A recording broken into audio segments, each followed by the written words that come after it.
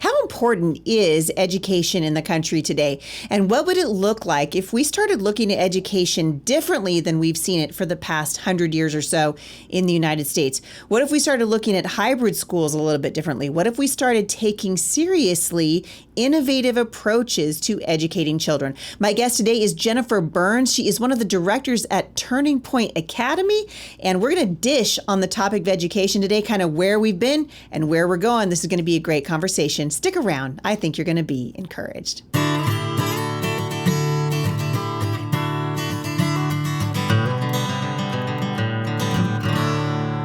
So, Jennifer, welcome to the Heidi St. John podcast. I'm glad you're here. Oh, thank you so much for having me. I'm so excited to be with you.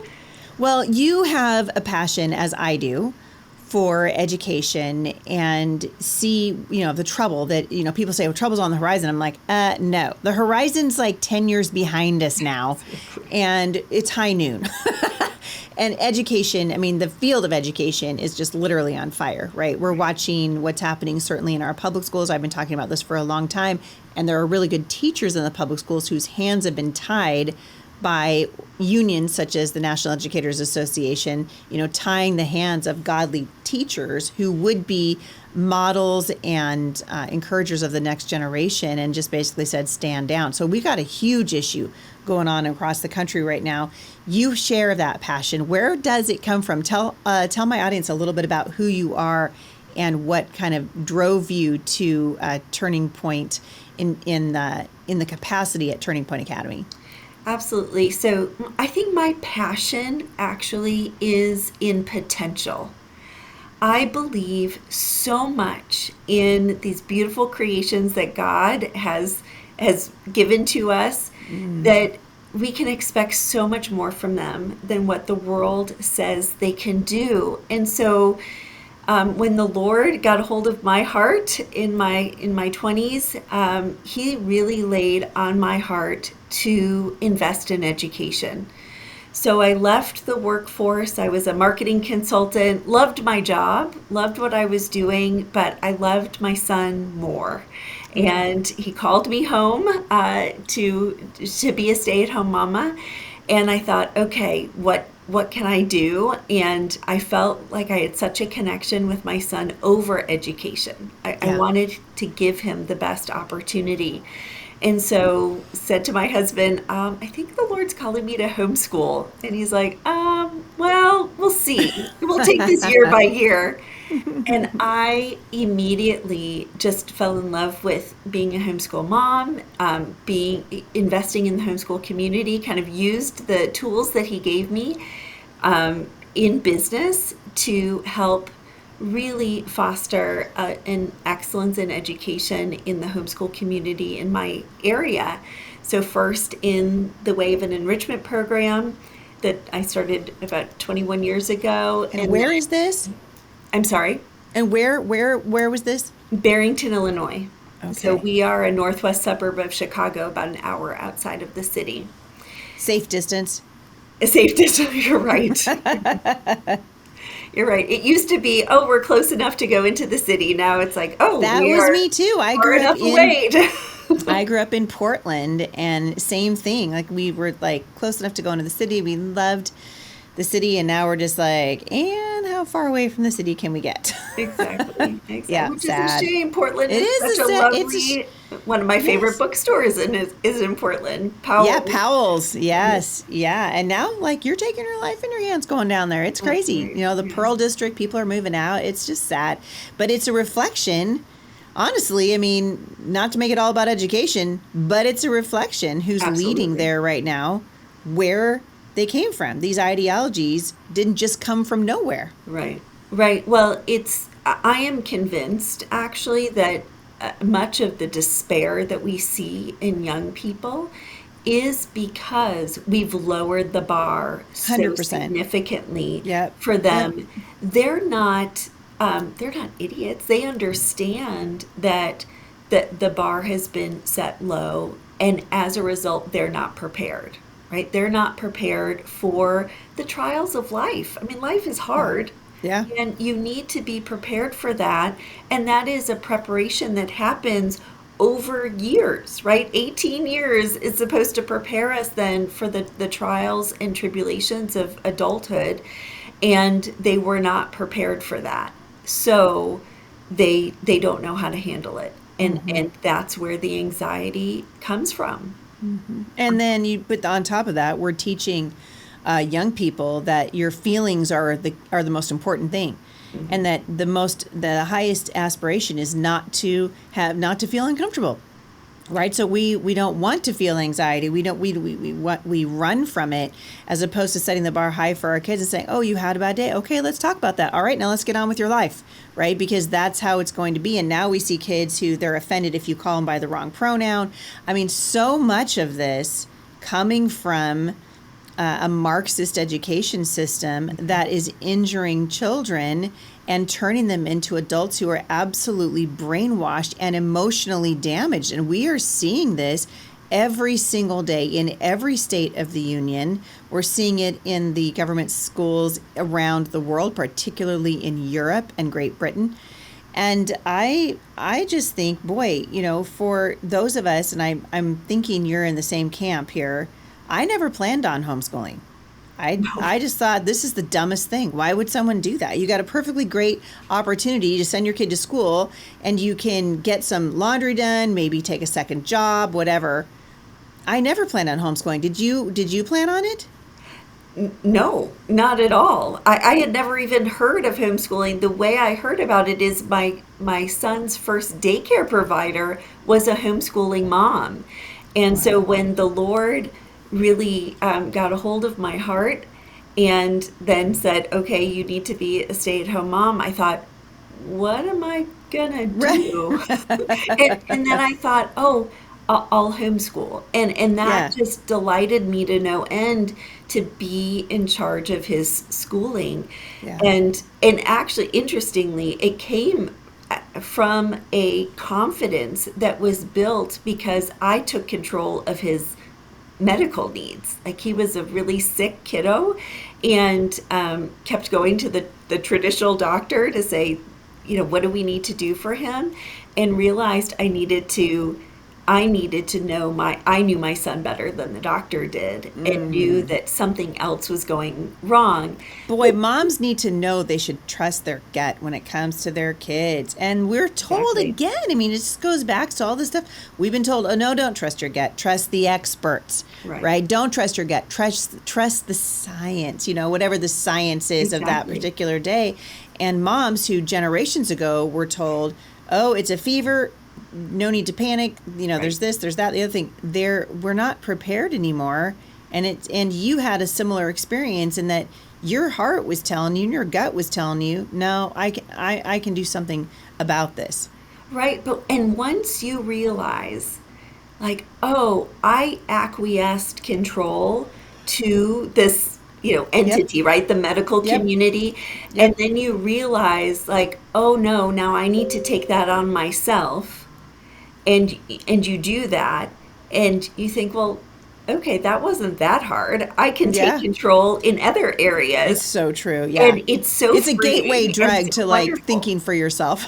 Right, right. You're like, wait a second, I Yeah. can actually do this. Yeah. I can do this. I am actually capable. Look at that. Yeah. Right. So I believe that I come across homeschooling moms all the time, or people who say, "Oh, I couldn't homeschool." Like, believe me, maybe it's not right for every single mom, but so many more people can homeschool than think they can. It's Oh, like, for sure. you can totally do this. Yeah. So, Yeah. And I think, what a statement about the system, the education system in this country, both private and public. I graduated from a very prestigious private Christian school, and I felt like I had no business teaching a 5-year-old to read, I right. mean, what does it say about us when we graduate after, being in these schools for, 10, 15 years, and we just, and fourth grade math is too much, or we just feel like, oh, I can't do that. I don't have a degree.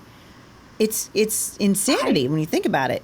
Yeah, and I don't know if you've come across this, but I actually feel that the moms who are most insecure are the ones who are teachers.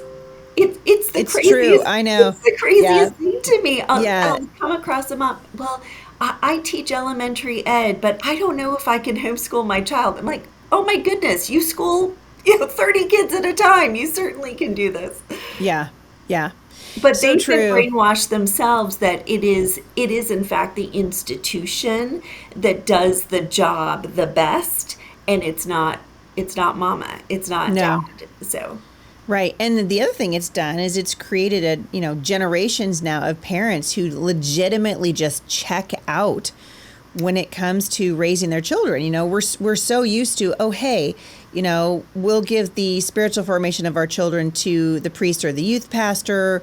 We will give the academic formation of our children over to the school, whether it's public or private. And then we'll make sure that the kids are fed and they don't die in the process. So they'll come home from school, we'll make sure they have dinner, they get a shower, they go to bed, and then we take them right back to this, institution, this person the next day. And that person ends up being in charge of the formation of the child. And I think we have a lack of understanding of just how precious and how important education is. And it's not something that we can just give up and walk away from. right. Well, I believe that we've siloed everything, just like you've said. We've compartmentalized, like, oh, my Yep. responsibility is this, instead of looking at our children as how God looks at them, right? Yeah. Their purpose is to know God, glorify Him, and enjoy Him forever. And so everything should be pointed to that great end, right? Yeah.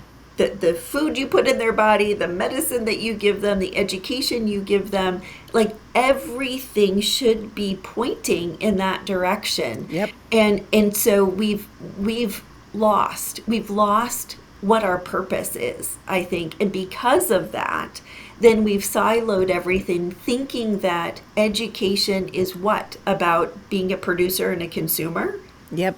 Like, Yep. to what end, right? To serve the government, to serve the capitalist society? No, no.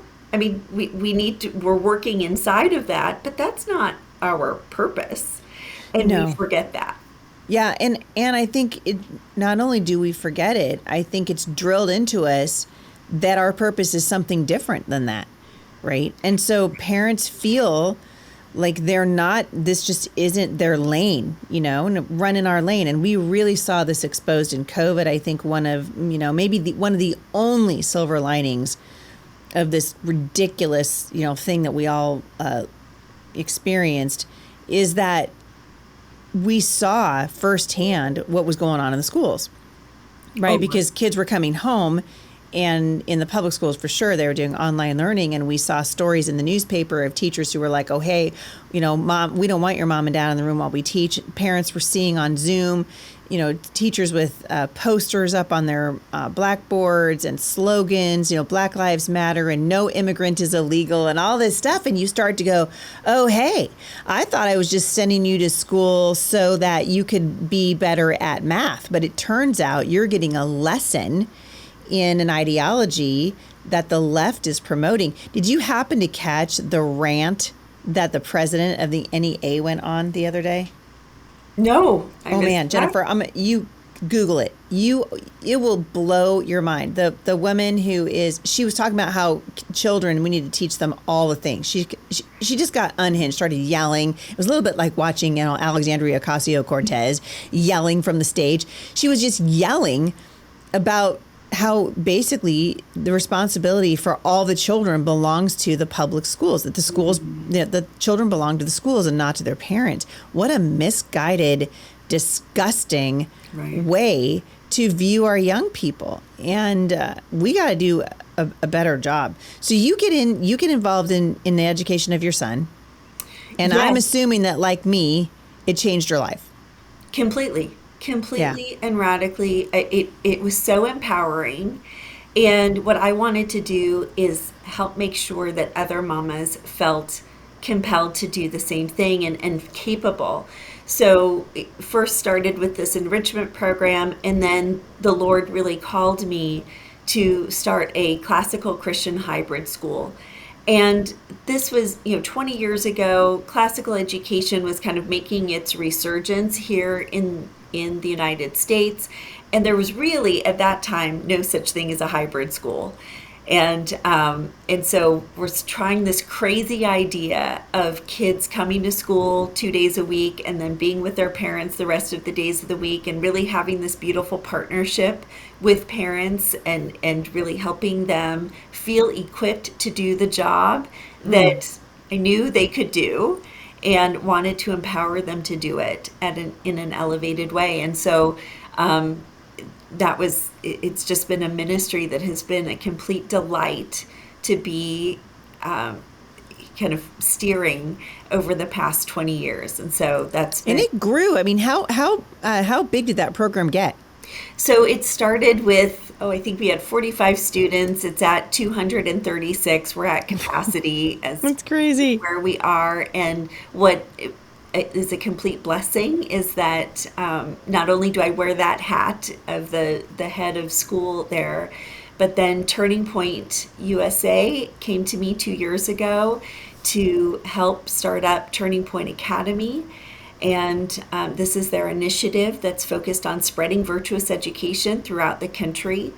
And one of the ways we do that is spreading this kind of hybrid school. We call it a 5C school. So Christian, classical, conservative, collaborative between parent and school and church, and cost affordable. So this is one of the things we do. We also educate educators. We've got some curriculum that we've created, and we have an association of like-minded education advocates, because we need to partner together to change what's going on in the education landscape. Yeah, I think also one of the things I love about what you're doing is you're trying to get people out of the silos of, Charlotte Mason education and classical education, because I didn't do classical education with my kids. And when I first started talking to you, what the heart that I heard was, we want to see parents again in the driver's seat of their kids' education. We want this to be so important to parents that they would literally lay down their lives to make sure that their kids got a good education. And we want to come alongside and help them do that. And it has the potential to change the trajectory that our country is on right now. I heard someone say, and I would love to get your thoughts on this. I heard someone say several months ago that he believed that homeschoolers are going to be the ones that save the nation. Because they're independent thinkers, for one thing, Yes. typically. Not all. I mean, obviously, there's a generalizations, but typically. And they typically love the country because typically their parents are teaching them about civic engagement. They're teaching them the actual history of the United States rather than the rewrite that we've seen come out of the radical left through things like the 1619 Project. And I think when you see that happen, like you and I were talking about a few minutes ago before the show, all of a sudden you're getting up here at the headwaters. And instead of waiting till these kids are downstream and they've lost their way and they don't know their pronouns and they think America is inherently racist and capitalism is inherently wrong, which all comes from the education system. If you can catch them at the headwaters, then we've got a real shot at changing the trajectory of the nation. Yes, absolutely. Absolutely. I believe that when students spend more time with their parents than their peers, it produces really good kids. Yes. because what it is we're training them up to be adults, right? You spend far more time in your life as an adult than you do a child. And I understand this idea of really wanting a child to be a child, but we're training them up to be young men and young women who are equipped for what God has in store for them. And that's our job as parents. And when we homeschool our kids, we can help them discern what it is that God is calling them to do. We can help equip them for that. And we can be pouring into them in a way that truly addresses who they are and how God's made them. Yeah, it's true. We're at a very critical juncture in the country right now. Everybody saw by now, everyone has seen the attempted assassination of a United States president. This hasn't happened for decades. I mean, it hasn't happened, since Reagan. And I can't help but think, as we sort of look ahead to education, and we've seen the radical approach of the left and the indoctrination that's happening to our children, that we again begin to focus on the importance of civic education for kids, teaching them why it's not just an opportunity, it's a responsibility to engage politically. As I've said, dozens and dozens of times here over the years, politics matters. Politics determines policy, and policy shapes the nation. And if our kids don't understand that, they don't have a reverence, a respect for the country and for the process and for freedom itself, we're going to really be in trouble. As you survey the landscape, I know this is important to Turning Point, because I know those guys. Thomas Jefferson called them the rising generation. And his whole thing was, we got to focus on this generation, the rising generation, because we could get a great president in the next 4 years. We'd have a great president, but then we're going to have to do it again. And you got to look at what's coming up. And we could otherwise you're just putting a patch on a sinking ship, right? Right. Well, and isn't it Reagan who talks about that we're only one generation away from destruction, right? Yeah. We really need to continually pour in to our kids about our faith and about our country. And, when I think about conservative, I believe we are conserving what is good and right? That's what we're talking about here. We're talking about being a group of people who believe so strongly that there is something worth preserving and conserving versus a more liberal ideology that's all about, well, what's the new shiny thing? We're chasing after and sloughing off and getting rid of what was in the past. Now, I believe that we need to have a really good critical look at what happens in the past, right? We don't need to conserve everything, but when it is good and right, when it is good, true, and beautiful, we need to conserve it. And certainly there's so much good to conserve that our founding fathers laid out for us.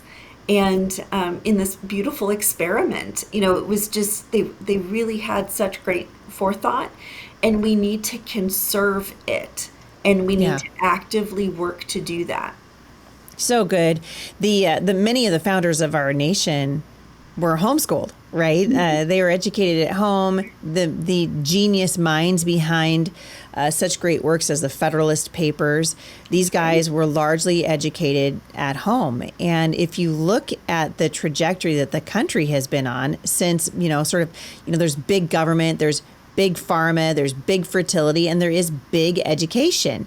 And whenever we move into that sphere, we lose what was really powerful about it, which was the ability to think critically, the ability to think for oneself, to not be told just what to think, but why do we think this way? How do we think? How can we address something critically? And I was thinking about this, as the argument was made a long time ago, certainly for the public school system, that kids were better off when they were educated in a corporate environment. And I'm telling you what, Jennifer, I think the jury is in on this thing, and it's not working. And it's largely not working because we've removed God, right, from the public schools and the systems of education. Certainly the government education in this country has become focused on ideology rather than core subjects, reading, writing, arithmetic, that kind of thing. What do you say to parents who look at this and they just are so overwhelmed that they throw their hands up in the air and they just go, well, this is just the way it is? Well, it doesn't have to be that way, right? All education is transformative, but what do you want to transform your child into? Right. And that's what you need to think about. And I often talk to parents about this idea of, they'll say, oh, you know what, the public school system isn't that bad. Or my child, the next teacher that my child's going to get, they're a Christian. So it's going to be okay. and or they're not infusing all of the stuff that you hear about in the news. Right. It's just a little bit of poop in the brownie. It's not Right. that big of a deal. And what I say, no, no, no, no. What you need to look at is that there is something wonderful that you need to be running toward. It's not about running away from the public school. It's about running toward the kind of education that is worthy of these precious ones that God's given to you. That's what you need to do. Run toward that. So Because good. this idea of just measuring, like, again, how bad the poop level is in the Right. water Yeah. is so ridiculous. It's about, no, no, no, this beautiful stream, this beautiful thing that your children are so worthy of just being, soaked in. That's what we need to do. That's what we need to create. And what I love is that I do think that there is something beautiful about that corporate learning environment. There's something really special about a young person being poured into by an adult that is different from their parents, who shares the same values. There's something about a child who is growing up in a healthy home. They'll say, "Oh, mom and dad, you have to love me." Right? They Yeah. don't recognize like how bad it could be, but they're like, "Oh, mom and dad, you have to say that because I'm your kid, or you have to love me because I'm your kid."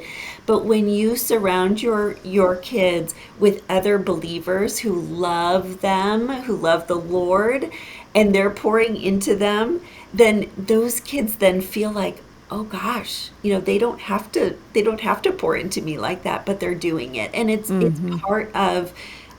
part of their journey, their faith journey, their self-esteem boosting. All of that is great. So there's so much good that comes from home learning, and that should be the primary source. And there's really good stuff about that corporate learning environment, well chosen. Yeah, I agree. Well That's what chosen. we're doing here at Firmly Planted Oh, for Family, sure. and I think, right, currently we're on break for the summer, but registration for classes opens here next week. If you guys are listening to this and you're anywhere in the Portland, Vancouver metropolitan area, check it out, firmlyplantedfamily.org. Those classes fill up very, very quickly. But we have had over 230 tutorials that we offer here. And they're anything from civics to art and science and all kinds of things, dance, theater, you name it. And last year we had 1,200 registrations. And I think parents, this has sort of been our heart too. Like, the parents are the primary educators, and we're coming alongside and saying, where can we shore you up? That's Where can right. we shore you up? How can we partner with you Support so you. that your voice is the loudest voice in the life of your child? But we're coming alongside the parents and saying, hey, for me, absolutely. I've been homeschooling for a very long time. I told you, I think I made a little metric whereby I can discover how old I am in homeschool years. And I'm 187 years old in homeschooling. So a 187-year-old mama needs a You little bit look of help. fabulous for. Thank you, thank you. It's all of the what do you call those?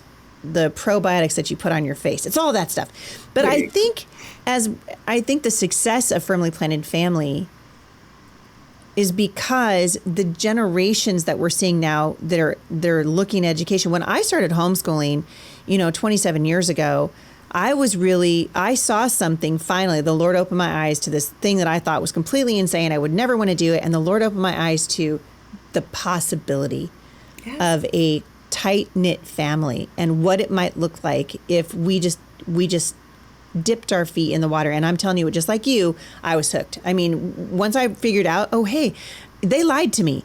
They told me I couldn't teach my kids to read, that I'm not that smart. They said that it would drive me crazy having my kids home all day. So that's why I have to put them on a yellow bus and send them away. So they're gone for the best hours of the day, 5 days a week, 9 months out of every year. And when I realized, oh, hey, this is amazing. I was really running to something. I was running toward a system of education that I thought would be most life-giving for our children and for Jay and I as their parents. But I think there's a big difference, and I'd love to hear your thoughts on this. I think there's a big difference between my generation and the generation right before me. I consider myself at the tail end of the pioneer movement of homeschooling. Yes. but my generation really running to something. This generation's really running from something. They're running from an education system that is bankrupt morally and educationally, certainly. And I think if they're going to run from something, then those of us who are leaders in the education space need to give them something to run to. And that's where you come up with these hybrid schools. That's where Firmly Planted Families Homeschool Resource Center was born. It's assessing the need as we see it happening in real time. And so I think what is working now in what you're talking about with the hybrid schools and with Turning Point Academy and what Firmly Planted Family is doing at the Resource Center is meeting that need. Is that kind of what you're seeing too? Because I feel like there's been a big shift in education. Yes, and I think there needs to be a real education of our educators, right? Of our parents, helping them because they've been told the lie all their lives, right? They grew up in government school like we did, but it was a different. It was just it was a different communication. Well, they're not even it's like comparing apples and oranges now. It's they're not even in the same stratosphere. Actually, it's like comparing apples and dragonflies. They're completely different things, and they don't even resemble a fruit anymore. Right. And people will say, "Well, I had a great public school experience." Well, we're happy for you. But that's not what's happening in our schools right now. And I'm William Wallacing all over the country. Get your children out of these broken schools. If Jesus said that when a student is fully trained, he'll be like his teacher, then we sure as heck better know who's teaching our kids. And the vast majority of parents do not know. They just don't still. Right. They don't know who's teaching their kids and what they're teaching them. But these parents grew up in a school system that was devoid of God. Yeah. And so they need some training, right? They need to recognize, because they can recognize that it's wrong, but they haven't been trained in the way to recognize what is good and right.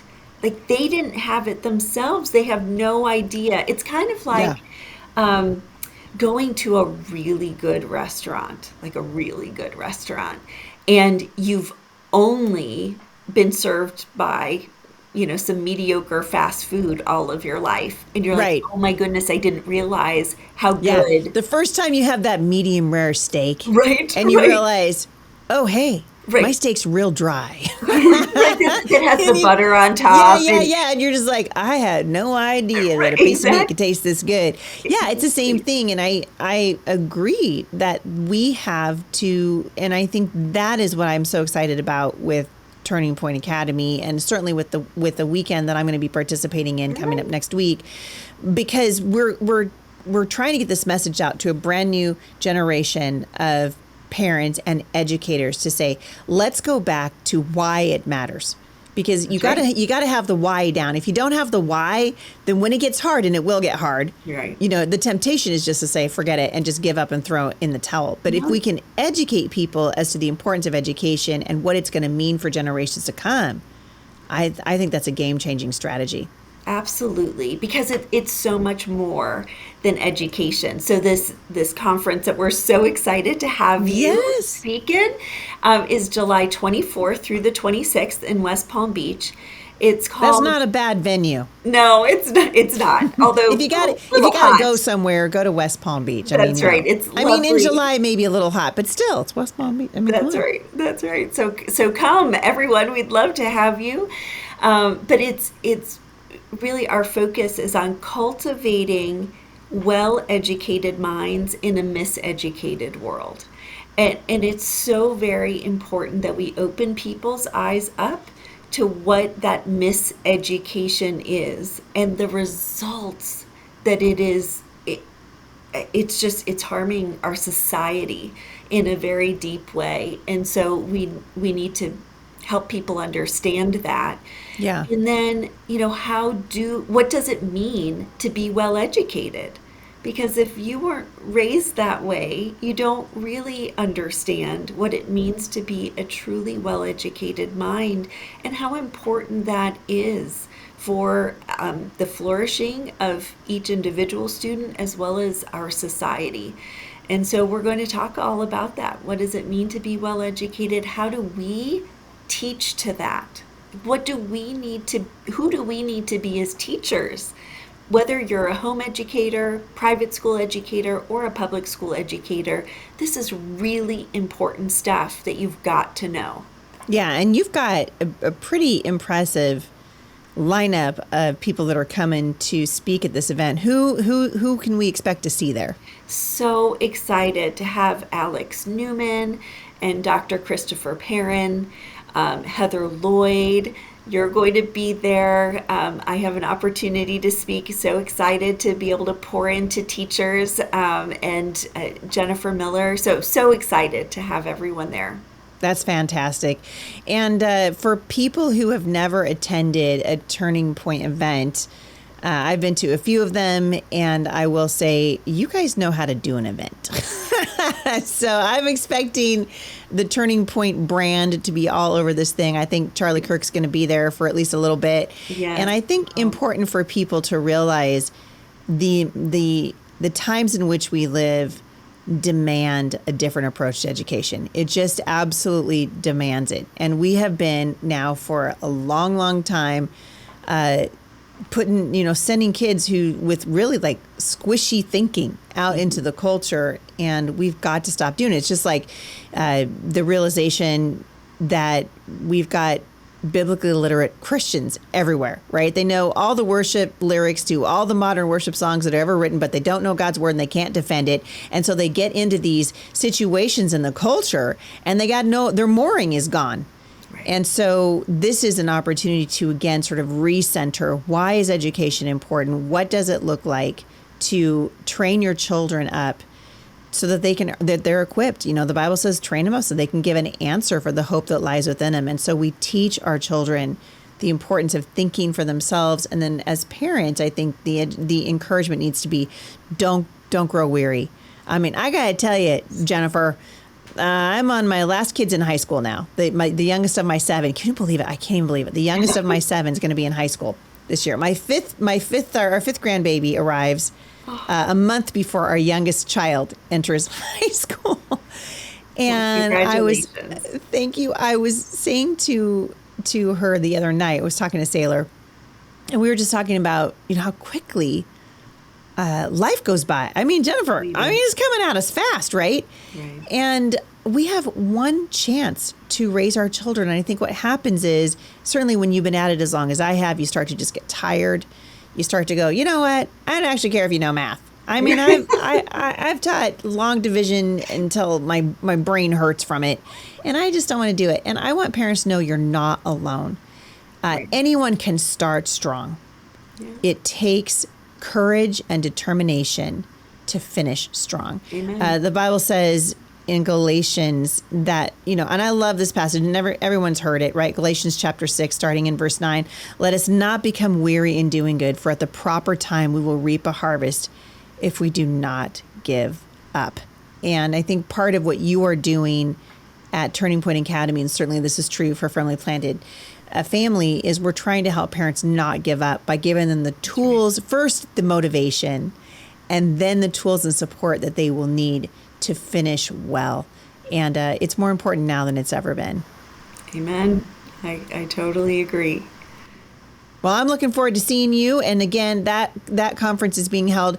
Where is it at in West Palm Beach? The West Palm Beach Conference Center. So if anyone would like to come and join us, we'd love to have you.